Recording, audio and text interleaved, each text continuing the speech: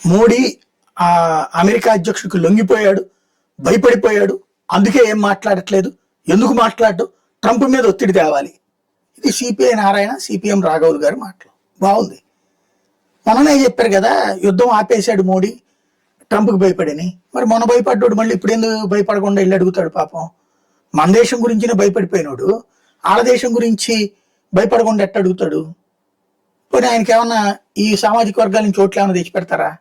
పోనీ రాజకీయ పరంగా చూసుకుంటే ఇక్కడ సింపుల్ లాజిక్ ఏంటంటే, కమ్యూనిస్టులు అర్థం చేసుకోవాల్సింది, సిపిఎం వాళ్ళ దేశం చైనా, సిపిఐ వాళ్ళ దేశం రష్యా, మాతృదేశాలు వాళ్ళ సిద్ధాంతాల కోసం పుట్టాయి కదా.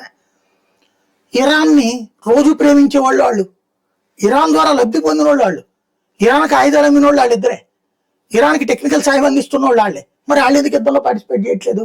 స్టేట్మెంట్లు ఇస్తున్నారు, సొల్లోపన్యాసాలు, మేము దీంట్లో తీవ్రంగా పరిగణిస్తున్నాం, సహకారం అందిస్తాం అన్నట్టు.